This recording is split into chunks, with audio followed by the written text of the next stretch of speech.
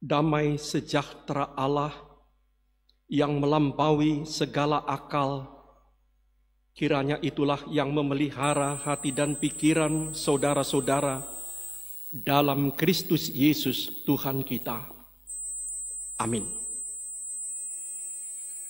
Persekutuan yang berbahagia, saya memilih firman Tuhan menjadi renungan bagi kita semua, terlebih bagi para wisudawan, wisudawati, dan para orang tua yang penuh sukacita dan bahagia pada hari ini, yaitu bagian dari nasihat seorang rasul tua kepada muridnya yang masih muda yang bernama Timotius. 1 Timotius 4 ayat 12, demikian petikan nasihatnya. Jangan seorang pun menganggap engkau rendah karena engkau muda. Jadilah teladan bagi orang-orang percaya dalam perkataanmu, dalam tingkah lakumu, dalam kasihmu, dalam kesetiaanmu, dan dalam kesucianmu. Sekali lagi kami baca. Janganlah seorang pun menganggap engkau rendah karena engkau muda. Jadilah teladan bagi orang-orang percaya dalam perkataanmu, dalam tingkah lakumu, dalam kasihmu, dalam kesetiaanmu, dan dalam kesucianmu. Sampai demikian. Jemaat Tuhan, izinkanlah kami pada hari ini secara khusus menyapa para wisudawan, para wisudawati. Ada 4 pesan Tuhan kepada kita semua, dan secara khusus untuk anak-anak kami yang hari ini merasa penuh dengan sukacita dan bahagia. Pertama, rayakanlah kemudaanmu, selalulah riang dan gembira, dan tetaplah bertanggung jawab. Rayakanlah masa mudamu, selalulah riang dan gembira, dan tetaplah bertanggung jawab. Dalam kitab Pengkhotbah ayat 11-9 dikatakan, bersukarialah hai pemuda dalam masa mudamu, bergembiralah. Masa muda itu masa yang paling indah. Itu bukan hanya lirik lagu, melainkan kesaksian sebagian besar orang. Saya kini berusia 60 tahun dan saya ikut bersaksi, masa muda saya adalah masa yang paling indah. Masa yang paling penuh dengan dinamika, kekuatan, pengalaman, petualangan, cinta, kebebasan, semangat. Bagaimana dengan masa sekarang? Ya tentu lebih indah lagi. Nikmatilah dan hayatilah, resapilah masa mudamu itu. Anak-anakku, jangan langsung kepingin cepat tua. Nanti kau sesudah tua, kepingin muda lagi. Dan itu sangat berbahaya. Bersikaplah sebagai anak muda. Sebab keriangan dan kemudaan itu sejalan. Sebab itu dalam Pengkhotbah 11 ayat 10 dia katakan, buanglah kesedihan dari hatimu. Kalau ada seorang anak muda selalu sedih, selalu murung, itu artinya ada masalah besar dalam hidupnya yang tidak bisa teratasi. Sebab kemurungan dan kesedihan bukan ciri orang muda. Ada masalah, dia harus dibantu mengatasi dan mengembalikan keriangan kegembiraannya itu. Dalam Filipi 4 ayat 4 Paulus berkali-kali mengatakan bersukacitalah, bergembiralah dalam Tuhan.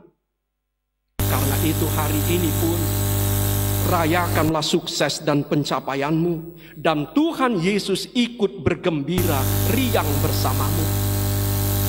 Yesus Tuhan yang telah menebus kita itu bukan Tuhan yang pemurung, dia bukan Tuhan yang penyedih, apalagi Tuhan yang pemarah. Dia adalah Tuhan yang gembira dan dialah sahabatmu. Dialah teman masa mudamu. Rayakanlah hidup ini bersama-sama dia. Bergembiralah.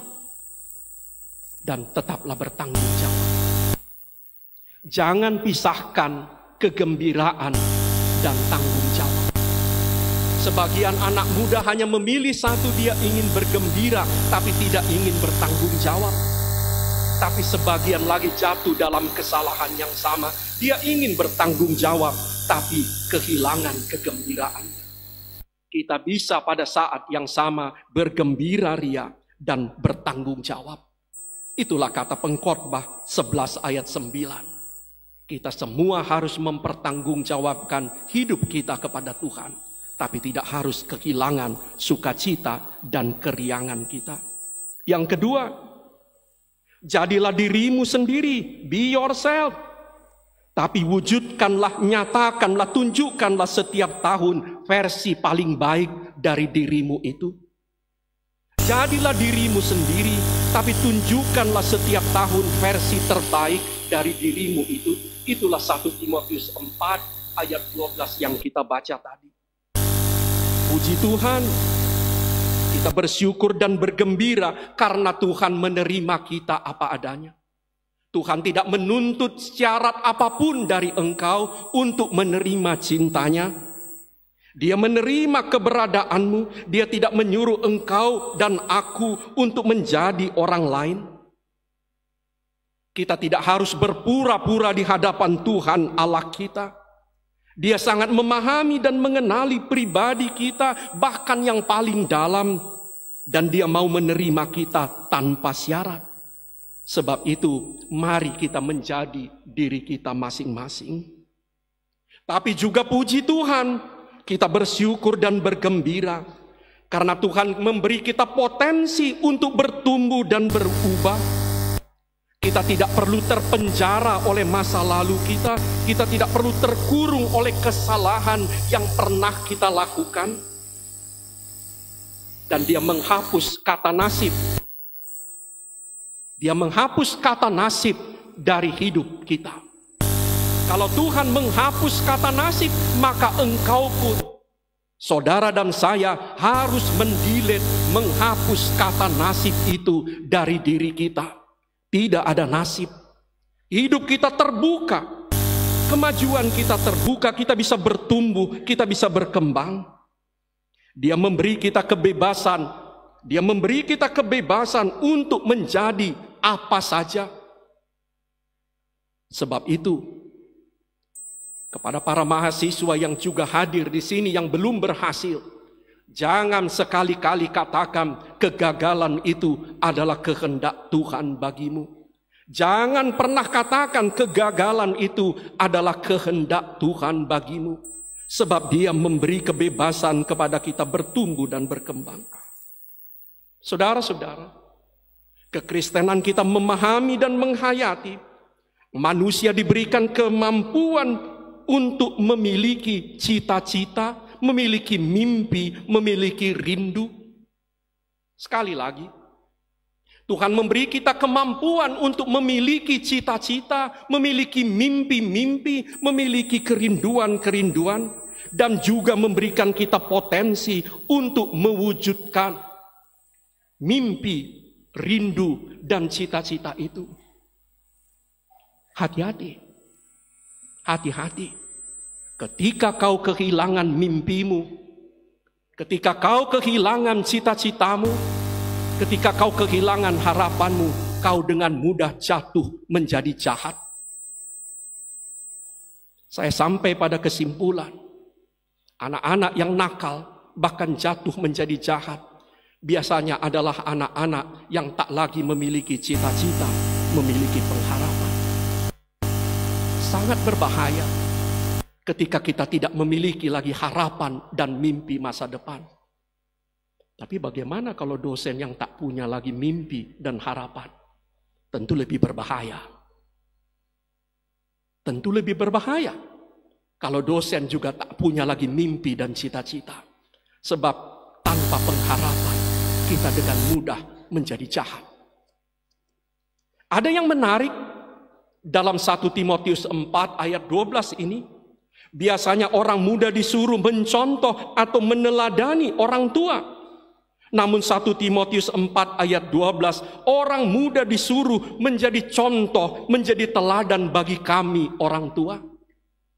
Biasanya kalian anak muda disuruh mencontoh kami.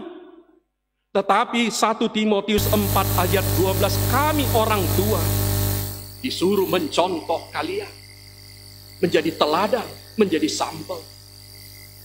Biasanya orang muda disuruh belajar kepada orang tua. Tapi 1 Timotius 4 ayat 12, orang tua pun bisa belajar dari orang muda. Ada 5 hal, kata Timotius tadi. Dalam perkataan, dalam tingkah laku, dalam kesetiaan, dan dalam kesucian. Dalam hal apa kamu bisa dan harus orang lain belajar darimu? Jadilah teladan, samalah artinya dengan jadilah contoh. Dan kata unggul itu sama dengan contoh, sampel, terbaik. Sebab kita tidak mungkin menjadi contoh, menjadi teladan kalau kita bukan yang terbaik atau bukan yang unggul. Yang ketiga, mulailah dari hal-hal kecil. Itulah dikatakan oleh Yesus dalam Lukas 16 ayat 10. Mulailah dari hal-hal kecil dan sederhana, namun jangan pernah berhenti melakukan yang kecil dan sederhana itu. Apa hal yang paling kecil dan sederhana? Bangun pagi. Bagaimana mungkin seorang sarjana bangun jam 11 atau 12 siang? Jangan mimpi mau kaya raya, punya banyak usaha, sukses, tapi bangun jam 12 siang. Apa hal sederhana, hal kecil itu? Jangan buang sampah sembarangan. Kantongi sampahmu, bertanggung jawab atas sampahmu sendiri. Dan mari kita buktikan hari ini. Ketika kita keluar dari aula yang sangat indah ini, gedung ini bersih. Simple. Apa hal yang paling kecil dan sederhana? Ucapkan terima kasih kepada semua orang. Kepada orang tuamu, kepada gurumu, kepada temanmu, kelak kepada bawahanmu. Apa hal yang paling kecil dan sederhana? Jujur. Kau tidak perlu mengeluarkan uang untuk jujur. Tidak perlu usaha atau energi yang besar untuk bersikap dan berkata jujur. Apa hal kecil yang paling sederhana di mana kita harus mulai menabung Rp2.000 per hari? Tidak ada alasan untuk tidak bisa menyisihkan Rp2.000 per hari. Ketika itu terjadi berbulan-bulan, bertahun-tahun, dia menjadi akumulasi yang sangat besar. Dan Yesus katakan kepada kita, kepada saudara dan saya, siapa yang tidak bisa dipercaya dalam hal-hal kecil dan sederhana, tidak bisa juga dipercaya dalam hal-hal besar. Kalau kita tidak bisa dipercaya dalam hal membuang sampah, dalam hal berkata jujur, dalam hal bangun pagi, dalam hal ketepatan waktu, dan 1000 yang kecil lainnya, bagaimana mungkin kita bisa dipercaya dalam hal spiritual, dalam hal sorga, dalam hal kerajaan Allah? Yang keempat dan terakhir, hormati orang tuamu. Titah Tuhan. 1 dari 10 hukum yang langsung diberikan Tuhan kepada umatnya, hormatilah orang tuamu. Anak-anakku, sekaranglah hukum itu berlaku bagi dirimu. Hukum hormati orang tua bukan untuk anak-anak dan remaja.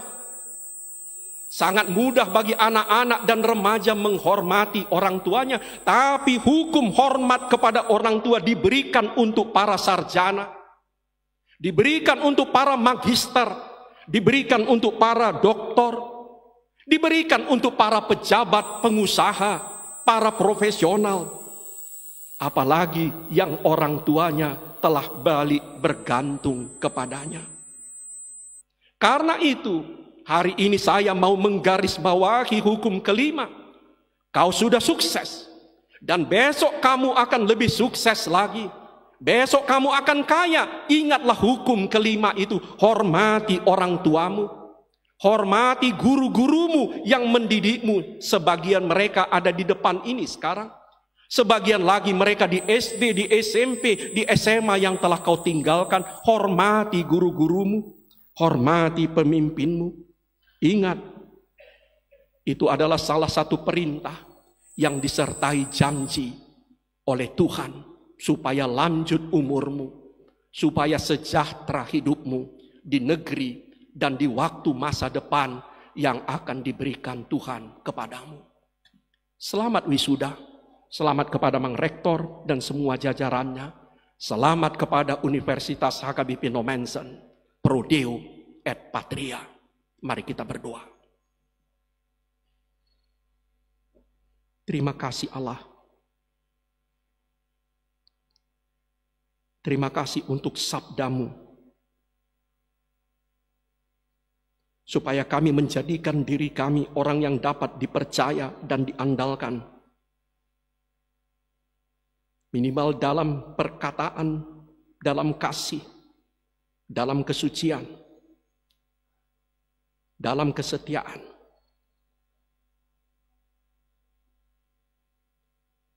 Beri kepada kami roh-Mu yang kudus.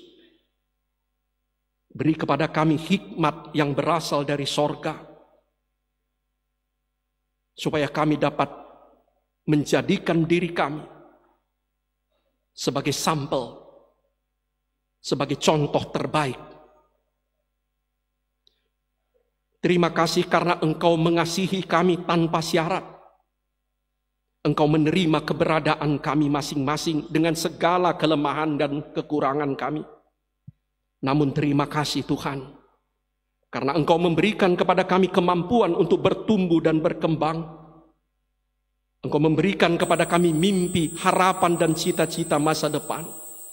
Dan Kau berikan kepada kami kekuatan untuk mewujud nyatakannya. Berkati anak-anak kami yang hari ini merayakan suksesnya. Berkati perjalanan hidup mereka. Berkati guru-guru dan maha guru yang telah mendidik mereka. Berkati para orang tua yang telah berjerih payah dengan peluh dan air mata untuk menyekolahkan mereka. Berkati adik-adik mereka yang masih kuliah di UHN ini. Ya Allah, ada satu hal yang kami minta kepadamu. Berikanlah anak-anak kami kekuatan agar mereka bertanggung jawab atas dirinya, bertanggung jawab atas hidup dan masa depannya, supaya mereka tidak terlalu lama lagi menjadi beban dari para orang tuanya. Kami minta kepada Engkau memberikan mereka peluang-peluang untuk bekerja dan berusaha, tapi lebih dari itu kami minta berikan kekuatan kepada anak kami untuk bertanggung jawab atas hidup dan dirinya. Untuk mau melakukan apa saja yang baik untuk kehidupan dan masa depannya. Terima kasih Allah.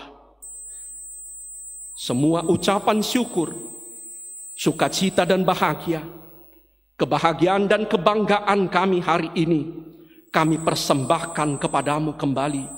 Sebab Kaulah Allah, Kaulah Bapa, pelindung kami dalam Kristus. Amin.